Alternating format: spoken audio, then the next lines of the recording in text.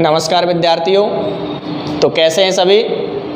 आज पुनः एक और यूवी पैट के लिए बहुत ही महत्वपूर्ण क्लास के साथ शुरू करेंगे सेशन को। तो जुड़ जाइए सभी लोग सेशन से और शेयर कर दो सभी लोगों के लिए। जैसा कि मैंने लास्ट वीडियो में आपको प्रमुख आंदोलन, राष्ट्रीय आंदोलन जो आपके पेपर में 5 नंबर के पूछे जाएंगे, उसी को मैं क्रम से शुरू करूँगा आज। तो मैंने शायद उस दिन करा दिया था दिल्ली दरबार तक 1911। लॉर्ड हार्डिंग द्वितीय थे उस समय वायसराय, महारानी मैरी और जॉर्ज पंचम। तो आज हम पहुंचते हैं 1912। तो 1912 की जो शुरुआत होती है वो है हार्डिंग बम कांड। हार्डिंग बम कांड 1912 23 दिसंबर 1912। 23 दिसंबर 1912। जैसा कि आप जानते हैं कि भारत की राजधानी कब बनी थी। भारत की राजधानी नई दिल्ली कब बनी, कमेंट बॉक्स में बताइए मुझे। भारत की राजधानी नई दिल्ली कब बनी। तो मैंने आपको बता दिया था ये बनी थी 1 अप्रैल 1912 के लिए। 1 अप्रैल 1912 को बनी थी भारत की राजधानी नई दिल्ली। कहाँ से? कलकत्ता से। ओके। तो उसका क्या होना था बच्चा? उसका होना था उद्घाटन। नई दिल्ली राजधानी तो बन गई है, लेकिन उसका अब क्या होगा? उद्घाटन होगा। तो उस उद्घाटन को करने का काम कौन करेगा? हार्डिंग द्वितीय, लॉर्ड हार्डिंग द्वितीय। कौन करेगा? Lord Hardinge second. उस समय कौन थे? ये वायसराय थे। भारत के कौन थे? ये वायसराय थे। लेकिन हुआ ये कि उसी समय भारत के कुछ क्रांतिकारियों ने इनके ऊपर क्या कर दिया? बम का प्रहार कर दिया। लॉर्ड हार्डिंग के ऊपर क्या कर दिया? बम का प्रहार कर दिया। और ये थोड़ा बहुत घायल हो गए थे। बस हुआ ये कि थोड़ा बहुत ये घायल हो गए थे। ठीक। तो उस समय भारत की राजधानी का उद्घाटन नहीं हो सका था। उद्घाटन आगे चलकर होगा 1927 में। ये प्रश्न बहुत इम्पोर्टेंट है। भारत की राजधानी का उद्घाटन 1927 में होगा। और इसे कौन करेगा? तो लॉर्ड इरविन। जब भारत की राजधानी नई दिल्ली का उद्घाटन हुआ तब उस समय वायसराय कौन थे? तो आपको सही आंसर लगाना है, लॉर्ड इरविन थे उस समय। कब हुआ है? ये हुआ है 1927 में। ओके। तो हार्डिंग बम कांड कब हुआ है? 23 दिसंबर 1912 को, अगर डेट पूछी जाती है। हार्डिंग का मतलब कौन है? Lord Hardinge second. इनके ऊपर क्या किया गया था? बम का प्रहार किया गया था, जिससे क्या हो गए थे? ये घायल हो गए थे। ओके। तो इतनी सी बात, इसे नोट करो, इसका एक्शन शॉट ले लो। आगे चलते हैं नई घटना के साथ। ठीक।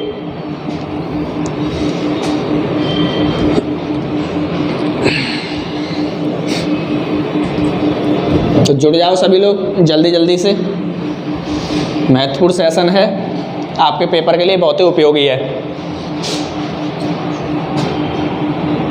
यह है उसके बाद कामागाटा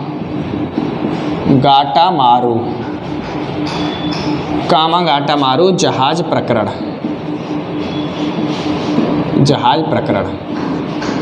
कामागाटो मारू जहाज प्रकरण। ये कब हुआ है? 1913-1914। ये घटना कब की? 1913-1914 की घटना है। तो पहला प्रश्न तो बच्चा ये पूछा जाता है कि कामागाटा मारू क्या है? कामागाटा मारू क्या है? ये प्रश्न चिन्ह लग गया। कामागाटा मारू क्या है? तो कामागाटा मारू एक जहाज है। कामागाटा मारू क्या है? एक जहाज का नाम है। ओके। ये घटना कब हुई है? 1913-1914 में। इससे और जो प्रश्न पूछे जाएंगे, इसके जांच के लिए कौन सी कमेटी बनाई गई? इसकी जांच के लिए कौन सी कमेटी बनाई गई? तो बताइए। इसकी जांच के लिए बनी थी, या तो आपसे हो जाए शोर कमेटी, इस कमेटी का नाम था शोर कमेटी, या तटीय कमेटी, या कहता तटीय कमेटी। शोर कमेटी या तटीय कमेटी। ओके। शोर कमेटी या तटीय कमेटी। ये जहाज कहाँ से कहाँ गया था? ये जहाज कहाँ से कहाँ गया था बताएं। तो ये जहाज गया था भारत से व्यापार करने के लिए। कहाँ? एक बैंकोर बंदरगाह पड़ता है, बैंकोर बंदरगाह, जो कहाँ पर है? कनाडा। जो कहाँ पर है? कनाडा। किसने किराए पे लिया था कामागाटो मारू जहाज? किसने किराए पर लिया था? तो एक सरदार था, उसका नाम है गुरदीप सिंह। सरदार गुरदीप सिंह ने क्या लिया था? ये किराए पर लिया था। ओके। कहाँ से किराए पर लिया था सरदार गुरदीप सिंह ने? तो सिंगापुर से। कहाँ से किराए पर लिया था? सिंगापुर से। ओके, कहाँ से किराए पर लिया था? सिंगापुर से किराए पर लिया था। तो इसका जो अंदर का विवरण है उसे हम विस्तार से जब भारतीय इतिहास की शुरुआत करेंगे तब आपको पढ़ाएंगे कि क्या इसकी घटना के क्या कारण थे, क्यों ऐसी घटना हुई। अभी जो आपके एग्जाम संबंधी जो पॉइंट हैं यूपी पैट को देखते हुए उसको आपको पढ़ना है। कामागाटा मारू क्या आता है? एक जहाज़ का नाम है। इसके जांच के लिए आपसे पूछेगा कौन सी कमेटी बनी, तो शोर या तटी कमेटी बनी। बैंकोर बंदरगाह पूछ सकता है आपसे कहाँ पहुँचा था ये जहाज़, तो कनाडा की सीमा से बाहर कर दिया गया था। ठीक, किसने इसे किराए पर लिया था? सरदार गुरदीप सिंह ने इसे किराए पर लिया था। कहाँ से लिया था? सिंगापुर से किराए पर लिया था। अभी आप इतने ही पॉइंट इनके बारे में पढ़िए, इस घटना को हम विस्तार से पढ़ा देंगे बाद में। आगे अगली घटना पे चलते हैं।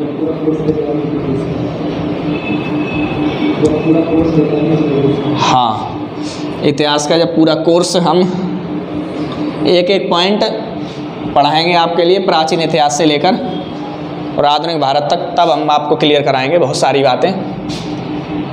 होम रूल लीग आंदोलन, होम रूल लीग आंदोलन, होम रूल लीग आंदोलन। डेट कब की है बच्चा? इसकी डेट है 1916। 1916 होम रूल लीग आंदोलन 1916। दो व्यक्ति थे, बता दें जल्दी से, बहुत तेज़ी के साथ। दो व्यक्ति थे जिन्होंने होम रूल लीग आंदोलन शुरू किया था। एक तो थी एनी बेसेंट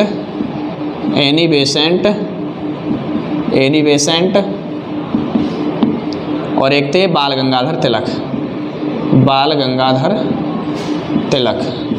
तिलक से बीजी तिलक। होम रूल लीग आंदोलन को किसने शुरू किया है? तो एनी बेसेंट और बाल गंगाधर तिलक ने आपसी समझौते से एक और आंदोलन शुरू किया जिसका नाम क्या था?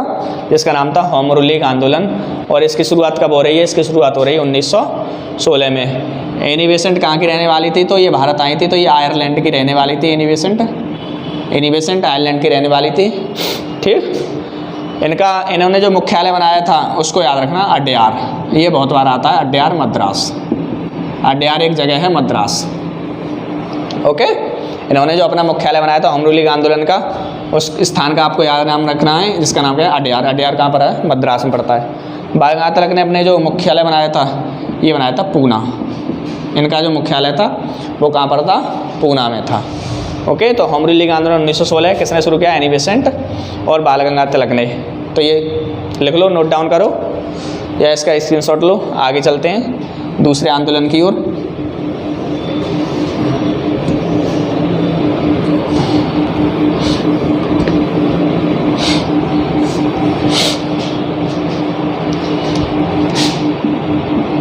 Rowlatt Act. रॉलेट एक्ट को और किस किस नाम से जाना जाता है? रॉलेट एक्ट कब है? 1919 रॉलेट एक्ट। इसको और क्या कहते हैं? काला कानून। इसको और क्या कहते हैं? काला कानून। और इसका और भी नाम है बिना अपील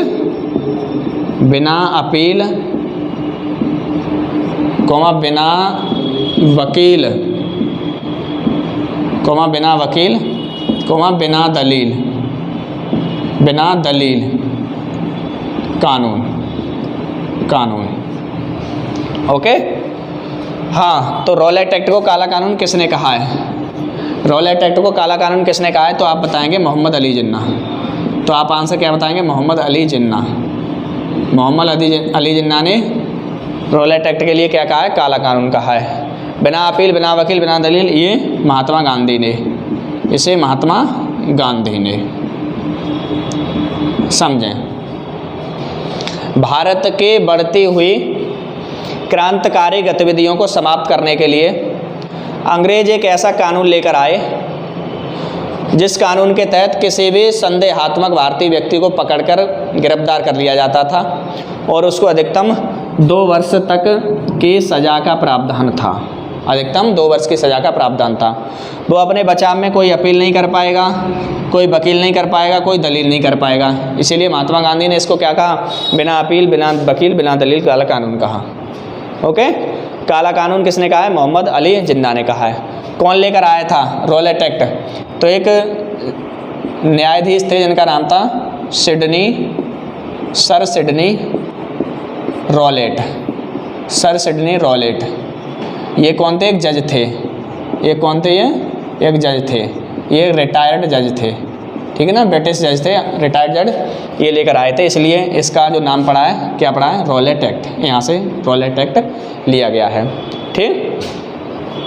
तो भारत के कुछ व्यक्तियों को गिरफ्तार किया गया था, उनके नाम बताएं जरा, किस किस को गिरफ्तार किया गया था? गिरफ्तार किया था, एक तो नाम था डॉक्टर सतपाल, डॉक्टर सतपाल, एक था सैफुद्दीन किचलू, एक था सैफुद्दीन किचलू। इनको क्या किया गया था? गिरफ्तार किया गया था, ठीक, ओके। तो रॉलेट एक्ट के समय वायसराय अगर पूछे आपसे कि रॉलेट एक्ट के समय भारत के वायसराय कौन थे? भारत के वायसराय अगर पूछे जाए तो लॉर्ड चैम्सफोर्ड। उस समय कौन थे viceroy? Lord Chelmsford. Lord Chelmsford Bharat के वायसराय थे, ओके। इतनी बात आपको याद रखेंगे। रॉलेट एक्ट किसके नाम पर पड़ा है? सर सिडनी रॉलेट, जज थे, रिटायर्ड थे, ब्रिटिश जज थे। इन्होंने एक कानून बनाया। इस कानून के तहत क्या होता था? किसी भी संदेहात्मक भारतीय व्यक्ति को पकड़कर अंग्रेज जेल में डाल देते थे।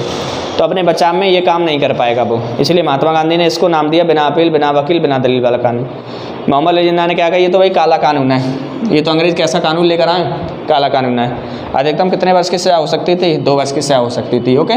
किसको गिरफ्तार किया था? डॉक्टर सतपाल थे, एक सैफुद्दीन किचलू थे, ठीक, और भी अन्य व्यक्ति थे जिनको गिरफ्तार कर लिया गया था। आगे चलें, नोट डाउन कर लो ये पॉइंट, आगे चलते हैं। तो क्लास कैसी लग रही है आपको? समझ आ रही है? समझ आ रही है तो सभी लाइक कर दो एक बार, और वीडियो को शेयर कर दो, ताकि यूपी पैट एग्ज़ाम देने वाले बच्चों का ज़्यादा से ज़्यादा लाभ हो सके। क्यों भाई, अपना ही भला करोगे क्या? कुछ औरों का भी भला होने दो।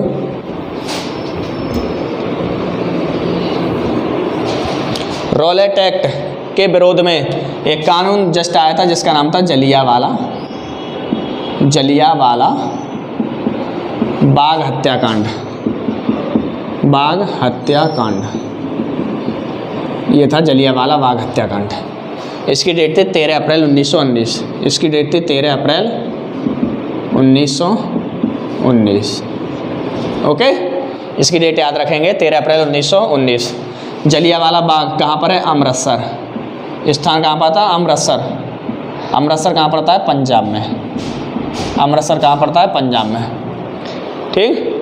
जलियांवाला बाग हत्याकांड कब हुआ था? 13 अप्रैल 1919। वायसराय वही रहेंगे।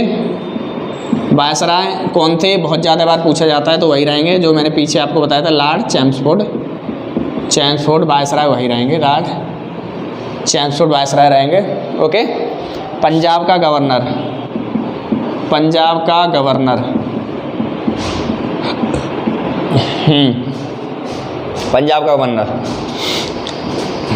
जनरल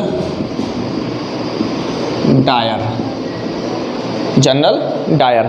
उप गवर्नर, पंजाब का उप गवर्नर, इसका नाम था माइकल ओ डायर। इसका नाम क्या है बच्चा? इसका नाम है Michael O Dyer. Jallianwala Bagh एक निजी प्रॉपर्टी थी। क्या थी बच्चा? ये निजी एक संपत्ति थी, निजी संपत्ति थी। ये निजी संपत्ति किसकी थी? जलिया से मतलब जल्ली, इसका नाम था एक जल्ली, या इसको राम सिंह, इसका जो सही नाम था वो राम सिंह था। गांव में उसे जल्ली कहते थे। जल्ली या राम सिंह की निजी प्रॉपर्टी थी, ठीक।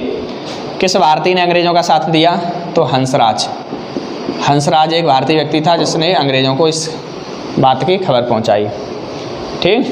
किसने अपना पद त्यागा या उपाधि त्यागी? पद से इस्तीफा दिया या उपाधि त्यागी, ओके। तो शंकरन नायर। इन सारे पॉइंटों को मैं आपको समझाऊंगा भी। उपाधि सर की किसने त्यागी? रविन्द्रनाथ टैगोर। ये आता रविन्द्रनाथ टैगोर, ओके।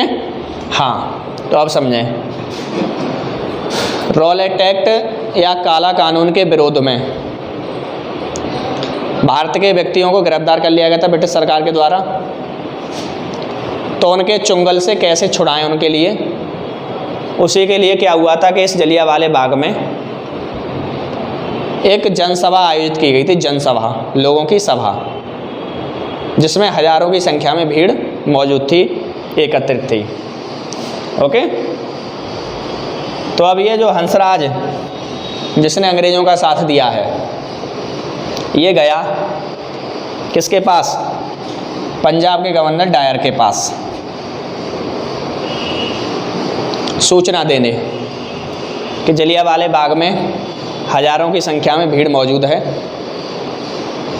और इसने पंजाब के गवर्नर को भड़का दिया कि आपके विरुद्ध भारतीय व्यक्ति कोई षड्यंत्र रच रहे हैं। तो इस गवर्नर ने इस पंजाब के उप गवर्नर को आदेश दे दिया कि आपकी जिम्मेदारी है भीड़ को कंट्रोल करना, कैसे क्या करोगे। तो इसने क्या किया कि माइकल ओडायर ने गोली चलाने का आदेश दे दिया। तो गोली जो चलवाई है, किसने चलवाई है, ये आपसे प्रश्न पूछेगा। माइकल ओडायर ने गोली चलाने का जो आदेश दिया है सैनिकों के लिए, वो किसने? माइकल ओडायर ने आदेश दिया। ओके, तो किसकी निजी संपत्ति थी? जल्ली राम सिंह की। किसने अंग्रेज़ों का साथ दिया? हंसराज ने। तो अब इस घटना के बाद हजारों की संख्या में लोग मारे गए, हजारों की संख्या में लोग मारे गए। तो अंग्रेज़ों के कार्यकारिणी में ये पद पर थे, इन्होंने यहाँ से इस्तीफ़ा दे दिया। ये प्रश्न बहुत बार पूछा जाता है, किस व्यक्ति ने, किस भारतीय व्यक्ति ने जलियांवाला बाग हत्याकांड के विरोध में अंग्रेज़ों की कार्यकारिणी परिषद से इस्तीफ़ा दे दिया? तो आपको आंसर लगाना है शंकरन नायर। शंकरन नायर ने अंग्रेज़ों की कार्यकारिणी परिषद से क्या दे दिया था? इस्तीफ़ा दे दिया था। और रविन्द्रनाथ टैगोर ने, आप जानते ही हो, सर की उपाधि को वापस कर दिया था। रविन्द्रनाथ टैगोर ने अपनी सर की उपाधि कब त्यागी है? तो जलियांवाला बाग हत्याकांड के विरोध के समय त्यागी है। ओके, इतने सारे फैक्ट आपको याद रखने हैं जलियांवाला बाग संबंधी। इनमें से कोई एक प्रश्न आपसे पूछा जा सकता है जलियांवाला बाग के बारे में। ठीक, उसके लिए जांच कमेटी जो बनी थी बाद में, जांच कमेटी, कौन सी कमेटी बनी थी? तो आप बनाएंगे हंटर कमेटी, उसका नाम ना हंटर कमेटी। जलियांवाला बाग हत्याकांड की जांच के लिए कौन सी कमेटी बनी? Hunter committee. ओके, हाँ, एक प्रश्न और बताएंगे, जनरल डायर को गोली किसने मारी है? जनरल डायर को गोली किसने मारी है? तो जनरल डायर को गोली मारने का काम किया है ऊधम सिंह ने। किसने किया है? ऊधम सिंह ने। ओके, और ये गोली कब मारी? 1940 की बात है आसपास, 1940 में मारी थी ऊधम सिंह ने। ठीक, कहाँ मारी थी? तो एक हॉल था, हॉल में ये सभा को संबोधित कर रहे थे। उस हॉल का नाम था कैस्टन हॉल। कैस्टन हॉल लंदन में। कैस्टन हॉल कहाँ पड़ता? लंदन में पड़ता है। ठीक, कैस्टन हॉल लंदन में जनरल डायर को गोली मारने का काम किसने किया? ऊधम सिंह ने किया है। ओके, तो इतने सारे आपको पॉइंट नोट डाउन कर लो, इसका स्क्रीनशॉट ले लो। आगे चलते हैं। जलियांवाला बाग हत्याकांड आप अच्छी तरीके से समझ चुके हैं। आगे जब विस्तार से समझाएंगे तो हर पॉइंट और लिखवाएंगे। अभी थोड़ा महत्वपूर्ण पॉइंटों पर चर्चा हो रही है यूपी पैट के एग्ज़ाम को देखते हुए। ओके, वैसे कोशिश है कि पॉइंट बहुत ही कम छूट रहा होगा आपका।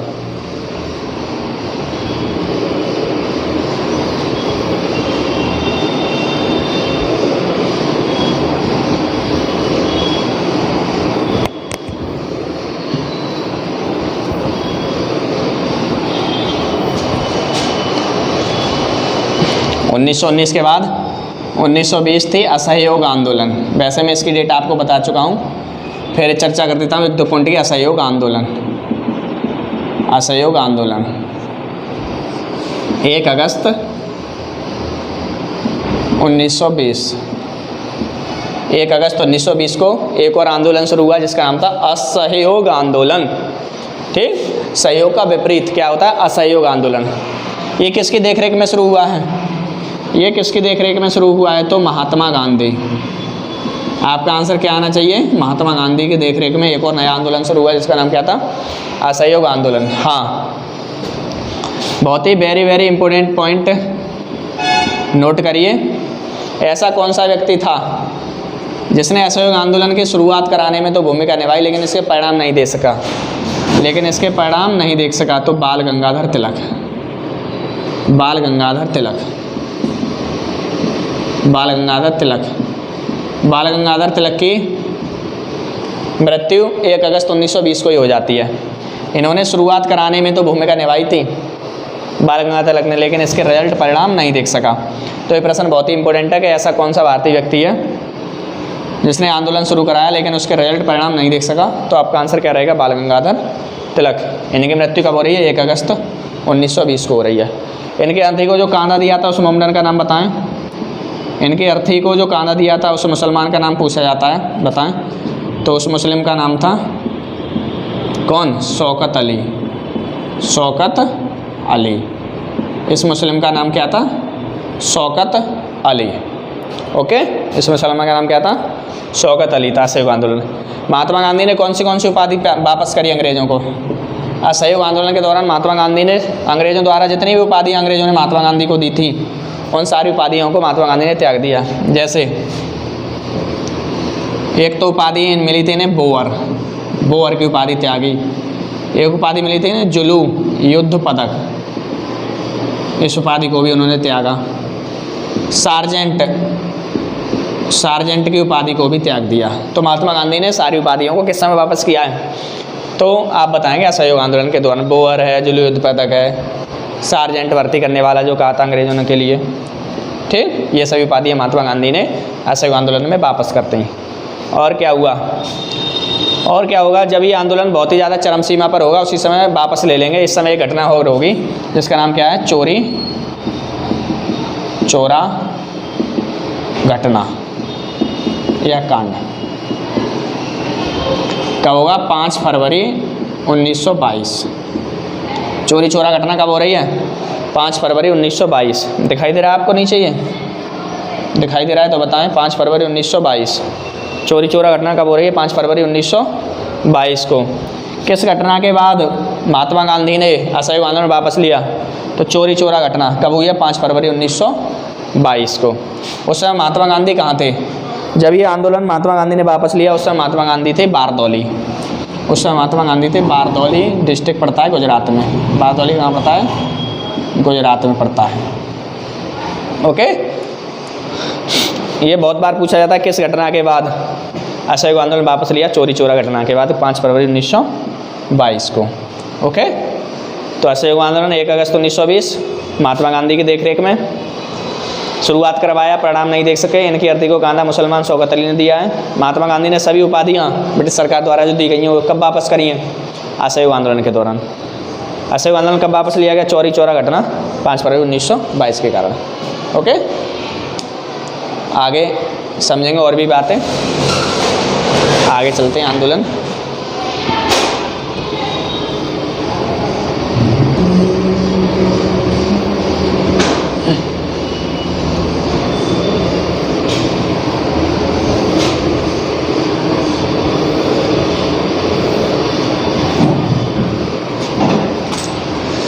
जब इस आंदोलन को महात्मा गांधी वापस ले लेते हैं तो कुछ कांग्रेसी नेता महात्मा गांधी से नाराज हो जाते हैं।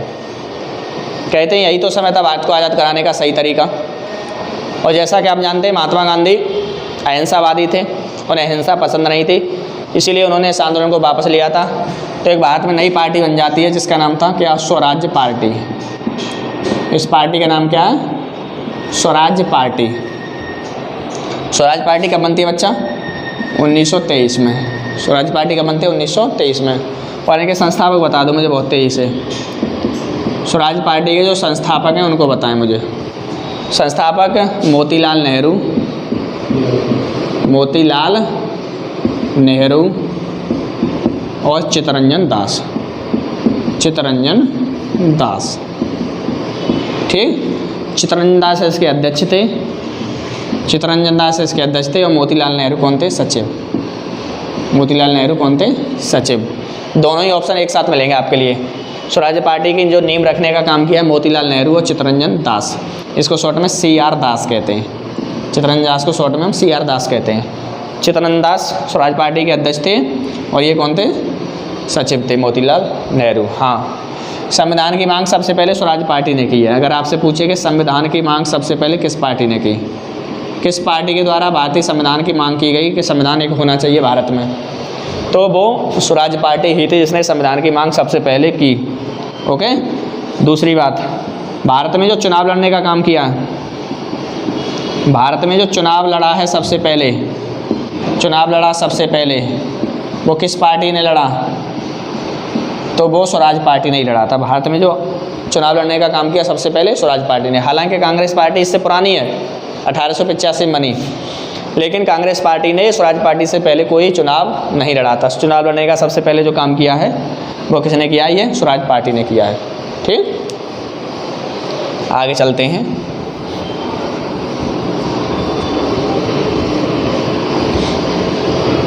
और घटना की ओर।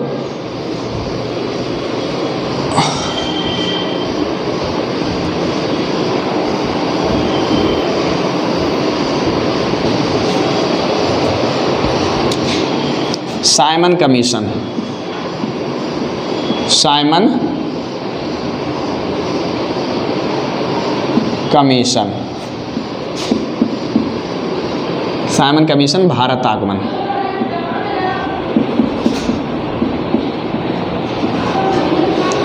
साइमन कमीशन भारत आगमन, इसके बारे में पढ़ते हैं। 1927 1927 1928 1927 1928।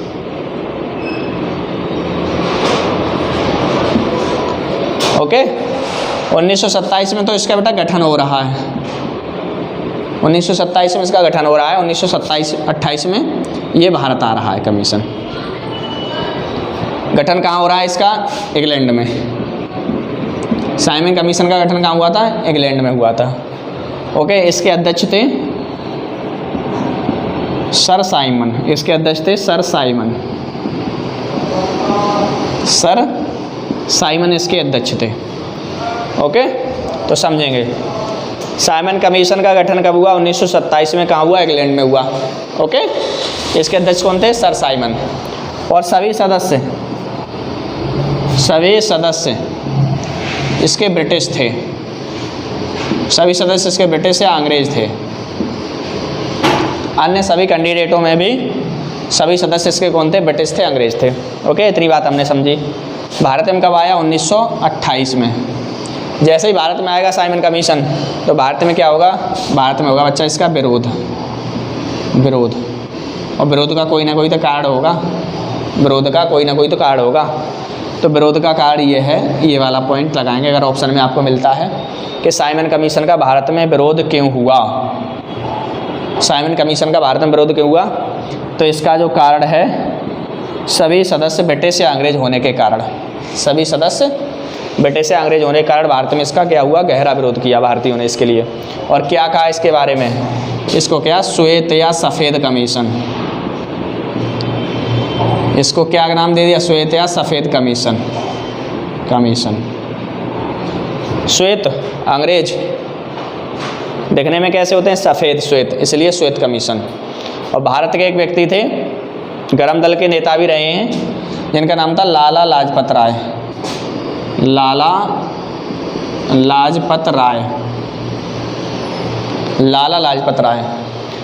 लाजपत राय ने इसे एक नारा दे दिया, साइमन कमीशन वापस जाओ, साइमन कमीशन वापस जाओ। साइमन कमीशन वापस जाओ का नारा किसने दिया है? लाला लाजपत राय के द्वारा दिया गया। साइमन कमीशन वापस जाओ, अपने घर जाओ। ये ऐसा शब्द प्रयोग किसने किया? लाला लाजपत राय ने ये शब्द प्रयोग कर दिया। उसी समय क्या होगा? उसी समय लाला लाजपत राय इसका इतना विरोध करेंगे सभी क्रांतिकारियों के साथ। उसे विरोध प्रदर्शन करने के दौरान ब्रिटिश सरकार भारतीयों पर लाठीचार्ज करने का आदेश दे देगी। ब्रिटिश सरकार क्या करेगी कि भारतीयों के ऊपर लाठीचार्ज कर दी जाए। तो उसी लाठीचार्ज के दौरान लाला लाजपत राय के सिर में गंभीर चोट आ जाएगी, और सिर में गंभीर चोट आने के कारण इनकी लाहौर में क्या हो जाएगी? डेथ हो जाएगी। लाहौर में क्या हो जाएगी बच्चा? डेथ हो जाएगी। तो किस भारतीय क्रांतिकारी नेता की मृत्यु सिर में लाठी लगने से हुई है? तो आपका नाम आंसर रहेगा लाला लाजपत राय। लाला लाजपत राय कैसे मरे? सिर में लाठी से गहरा चोट लगने के कारण। इन्होंने एक शब्द ही कहा कि अंग्रेजों, मेरे सिर पर जो आपने लाठी का प्रहार किया है वो आखिरी कील की तरह ताबूत होगा।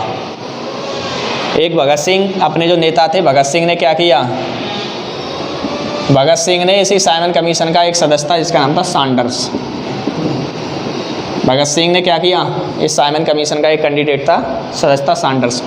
इसको तुरंत गोली मारकर टपका डाला, तुरंत गोली मारकर क्या कर दिया? इसका अंत कर दिया। तो सैंडर्स को गोली किसने मारी है? भगत सिंह ने गोली मारी है। ओके, तो इतने सारे पॉइंट आप साइमन कमीशन से संबंध याद रखेंगे। विरोध क्यों हुआ? सबसे ज़्यादा पूछे जाने वाला पॉइंट ये है। तो सभी सदस्य आप लगाएं ब्रिटिश अंग्रेज होने के कारण। किसने कहा कि साइमन कमीशन वापस जाओ? लाला लाजपत राय। उसी समय विरोध करते समय इनकी लाहौर में क्या हो जाएगी? मृत्यु हो जाएगी लाठी के प्रहार से। सैंडर्स को गोली किसने मारी? तो इस पॉइंट को भी हम याद रखेंगे। इस पॉइंट का आंसर है भगत सिंह। तो 28 तक हम लोग पहुँच चुके हैं और जल्द ही हम तेज़ी के साथ कदम बढ़ा रहे हैं, है ना?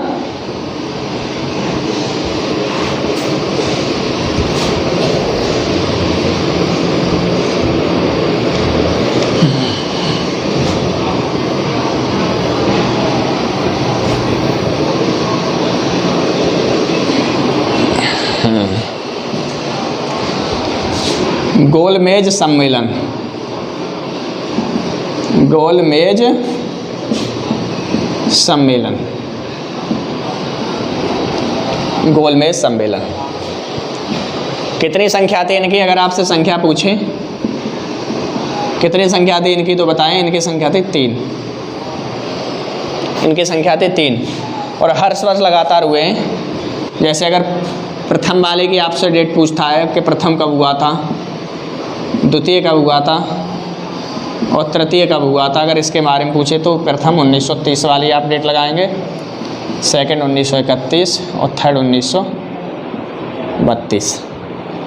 ओके, गोलमेज सम्मेलन का अर्थ क्या है कि ये गोलमेज हुआ करती थी। यहाँ पर अध्यक्ष होते थे और जो अध्यक्ष होते थे वो ब्रिटेन के प्रधानमंत्री। यहाँ अन्य कुर्सियाँ होती थी, इसके चारों तरफ प्रतिनिधि होते थे, अन्य सदस्य होते थे, इसलिए इसको गोलमेज सम्मेलन कहा गया। कहाँ हुए थे ये गोलमेज सम्मेलन? तो स्थान अगर आपसे पूछे कि कहाँ हुए थे गोलमेज सम्मेलन, तो गोलमेज सम्मेलन हुए हैं बच्चा लंदन में। लंदन मतलब विदेश में, लंदन इंग्लैंड, इंग्लैंड में। कौन सी जगह थी? एक जगह का अगर नाम सूते तो सेंट पैलेस, सेंट पैलेस या जेम्स पैलेस। इसका नाम क्या है? सेंट पैलेस या जेम्स पैलेस। सेंट पैलेस या जेम्स पैलेस एक जगह थी। ठीक, इनकी जो अध्यक्षता कर रहा था ये कर रहे थे ब्रिटेन के प्रधानमंत्री। ब्रिटेन के प्रधानमंत्री कर रहे थे। इनकी अध्यक्षता, इनका नाम था रैमजे मैकडोनाल्ड।